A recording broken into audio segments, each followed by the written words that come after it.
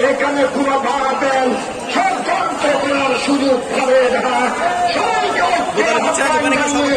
বিশেষ করে